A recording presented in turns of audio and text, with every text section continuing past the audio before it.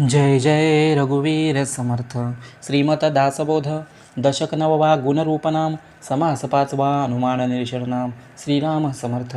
पिंडा सारिकी ब्रह्मांड रचना नये आमुच्या हनुमाना प्रचित पाहता नाना मते भांबावती. जे पिंडी तेची ब्रह्मांडी ऐसी बोलावयाची प्रौढी. हे वचन घडी ने घडी तत्वज्ञ बोलिती.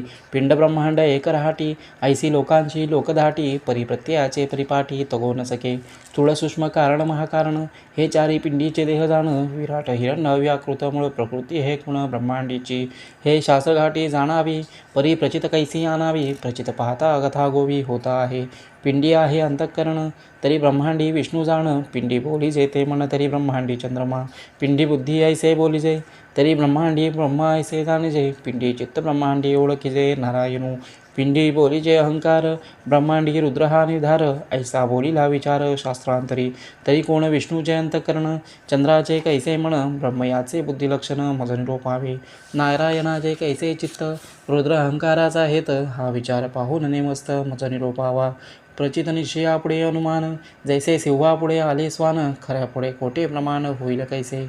परियास पारखी पाहिजे पारखीने निश्चय लाहिजे. परीक्षा नसता राहिजे अनुमान संशय. विष्णुचंद्र आणि ब्रह्मा नारायण आणि रुद्रनामा या पांचाचे अंतकरण पंचके आम्हा स्वामी रोपावी. येत प्रचित हे प्रमाण न लगे शास्त्राचा अनुमान.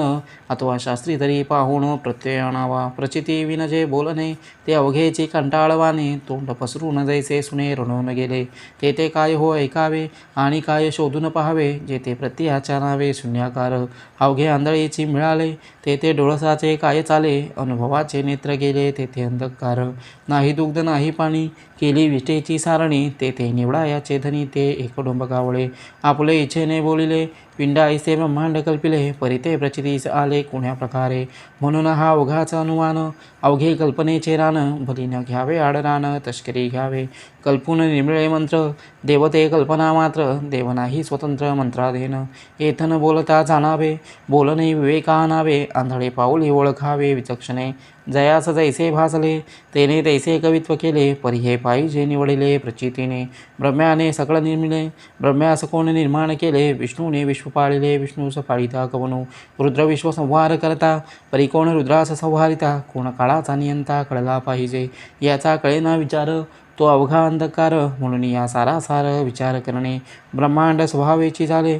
परंतु हे पिंडाकार कल्पिले कल्पिले परी प्रत्यया आले नाही कदा. पाहता ब्रह्मांडाची प्रचिती कित्येक संशय उठती. हे काल्पनिक श्रुती निमस्त जाणावे.